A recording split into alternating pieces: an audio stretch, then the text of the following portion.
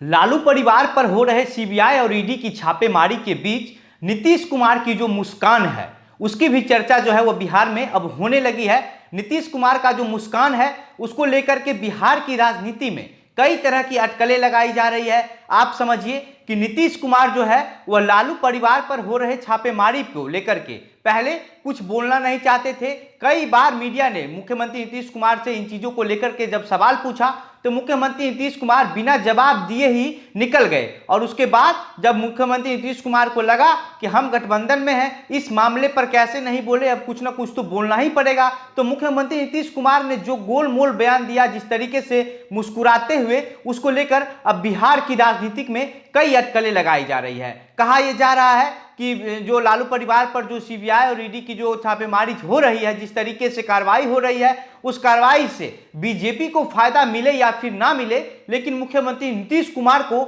सबसे ज्यादा फायदा मिल रहा है। और किसी को फायदा मिलेगा बीजेपी को तो वो बाद में मिल सकता है, चुनाव के समय में मिल सकता है, लेकिन नीतीश कुमार को जो है इस बात का फायदा अभी से ही मिल रहा है। अब क्या फायदा मिल रहा है और कैसे मिल रहा है, आगे की इस वीडियो में हम इन्हीं चीजों पर चर्चा करेंगे। लेकिन उससे पहले नमस्कार, मेरा नाम घनश्याम सिंह है और आप द बिहार प्रोजेक्ट देख रहे हैं। दरअसल सीबीआई और ईडी की कार्रवाई पर नीतीश कुमार जो है वो अब कुछ भी बोलने से लगातार बचते रहे। उसके बाद जब नीतीश कुमार बोले तब भी जो है चीजों को विरोध नहीं करके, सीधा सीधा विरोध नहीं करके एक गोल मटोल बयान दिए कि जब हमारे साथ होते हैं तो ऐसा ही होता है, पहले भी इसी तरीके का होता रहा है। और नीतीश कुमार को जो मुस्कुराते हुए ये जो बोलना था, और उसके बाद से ही बिहार की राजनीतिक में जो है वो कई तरह की अटकलें जो है वो लगानी शुरू हो गई। अब कहा यह जाने लगा कि मुख्यमंत्री नीतीश कुमार जो है वह फिर से अपने दरवाजे बीजेपी की तरफ से खोलना चाहते हैं, क्योंकि मुख्यमंत्री नीतीश कुमार जो है वह अपनी कुर्सी को बचाने के लिए कुछ भी करने को तैयार होते हैं। आपको पता होगा कि लगातार 18 साल से मुख्यमंत्री हैं नीतीश कुमार, लेकिन इन 18 साल के बीच मुख्यमंत्री जो है वह 2 बार बीजेपी के साथ गए और 2 बार जो है वह राजद के साथ आए। 2015 के चुनाव जो है वह महागठबंधन में शामिल होकर यानी कि राजद के साथ लड़े थे, और उसके बाद जो है वह फिर राजद के साथ चुनाव लड़ने के बाद फिर जो है वह बीजेपी के साथ चले गए। तो मुख्यमंत्री नीतीश कुमार का जो ये छवि बन चुका है पलटू राम, मतलब कि पार्टी पलटने का,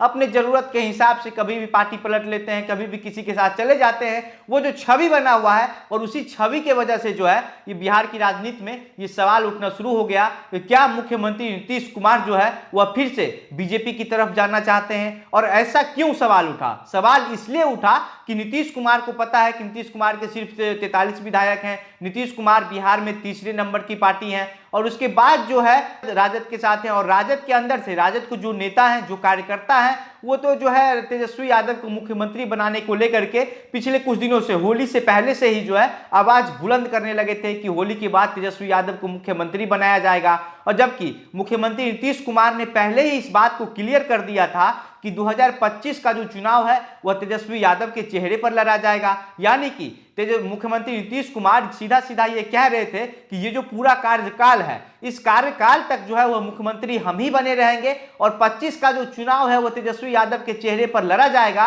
और जीतने के बाद जो है तेजस्वी यादव को मुख्यमंत्री बना दिया जाएगा। लेकिन राजद के जो कार्यकर्ता है, जो नेता है, उन्होंने अपनी आवाज को जो है वो बुलंद करना शुरू कर दिया था कि तेजस्वी यादव को मुख्यमंत्री बनाया जाए। और अब जिस तरीके से सीबीआई और ईडी की कार्रवाई लालू परिवार पर हो रही है, इससे पहले जो विरोधी दल के नेता जो है दिल्ली के आम आदमी पार्टी के नेता मनीष सिसोदिया, उनको भी जो है गिरफ्तार कर लिया गया है। तो इस बात से अब यह अंदाजा लगाया जाने लगा है, जिस तरीके से ईडी ने यह खुलासा किया कि 600 करोड़ रुपए की जो आधिकारिक संपत्ति है वो जो है राजद परिवार से जब्त किया है ईडी ने, तो उसके बाद से यह कहा जाने लगा कि अब तेजस्वी यादव को इस मामले में हो सकता है तो जेल भी जाना पड़ सकता है। आप समझिए, जब से सीबीआई और ईडी की छापेमारी जो है वह लालू परिवार पर छापेमारी हो रही है, जहां पूछताछ के लिए लोगों को बुलाया जा रहा है, उसके बाद से ये जो आवाज उठ रही थी कि तेजस्वी यादव को बिहार के मुख्यमंत्री बनाया जाए, ये आवाज उठना जो है यह पूरी तरीके से कम हो गई। कम नहीं, इसको आप ये कह सकते हैं कि यह आवाज पूरी तरीके से खत्म हो गई है। और ये जो आवाज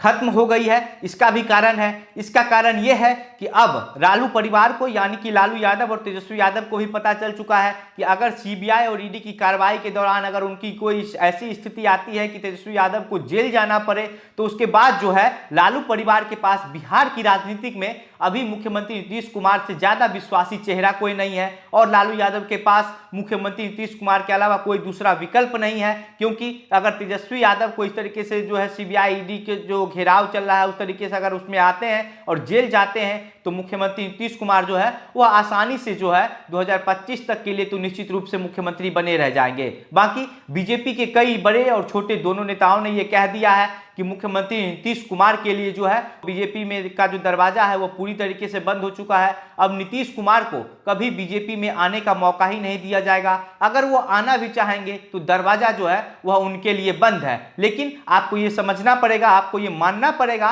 कि राजनीति में कोई अस्थाई दोस्त या दुश्मन नहीं होता है। क्योंकि नीतीश कुमार पहले भी कह चुके थे कि हम मिट्टी में मिल जाएंगे लेकिन उन बीजेपी के साथ नहीं जाएंगे। और उसी तरीके से अब जो है बीजेपी ये कह रही है कि मुख्यमंत्री नीतीश कुमार के लिए जो है बीजेपी ने दरवाजे अपने बंद कर लिए हैं। बाकी इन सब चीज़ों को समझते हुए इतना तो साफ हो गया है कि नीतीश कुमार जो है वो 2025 तक जो है वो मुख्यमंत्री पद की कुर्सी से हटने वाले नहीं है। और हटने का प्रक्रिया है वो तभी हो सकता है जब नीतीश कुमार के पार्टी जदयू के जो विधायक हैं 43 विधायक हैं उनमें से कुछ टूट हो। और ऐसा संभव नहीं है क्योंकि तेजस्वी यादव पर जो है वो अलग तरीके की कार्रवाई चल रही है। तेजस्वी यादव को अलग टेंशन है कि उनको कैसे उन मुश्किलों को से बचना है, उसको कैसे जो है सीबीआई ईडी की कार्रवाई से बचना है, कैसे इन मुश्किलों को जो है वह पार करना है। इसलिए सीधा सीधा बात कहा जा सकता है कि मुख्यमंत्री नीतीश कुमार जो है अब 2025 तक जो है वह लगातार कुर्सी पर बने रहेंगे। और उसके बाद भी ये नहीं कहा जा सकता है कि मुख्यमंत्री नीतीश कुमार जो है वह आसानी से जो है तेजस्वी यादव को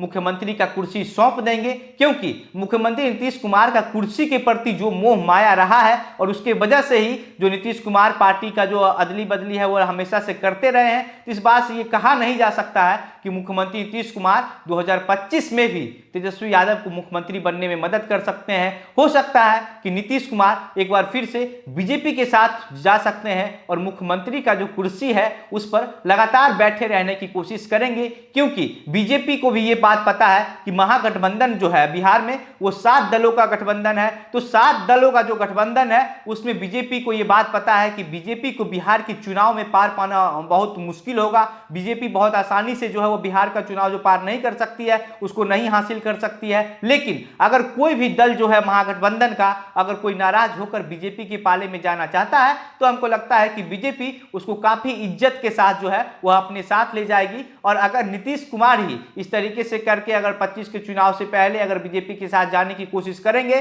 तो बीजेपी का जो दरवाजा अभी बंद है वह एक बार फिर से नीतीश कुमार के लिए खुल जाएगा। बाकी जिस तरीके से मुकेश सहनी को, उपेंद्र कुशवाहा को और उससे पहले जो है चिराग पासवान को Z+ की सुरक्षा दी गई और मुकेश सहनी और उपेंद्र कुशवाहा को Y+ की सुरक्षा दी गई, इस बात से ये कहा जा रहा है कि जो बीजेपी है वो सीधा सीधा बिहार के जितने भी छोटे दल हैं उनको अपने पाले में लाना चाहती है और इस वजह से जो है उनको इस तरीके से सुरक्षा मुहैया करवा रही है। बाकी इस पूरे मामले पर आप क्या सोचते हैं, आपको क्या लगता है, अपनी बातें हमें कमेंट बॉक्स में लिखकर बताइए। वीडियो को शेयर कीजिए। आप द बिहार प्रोजेक्ट देख रहे थे। मेरा नाम घनश्याम सिंह है। बहुत बहुत धन्यवाद।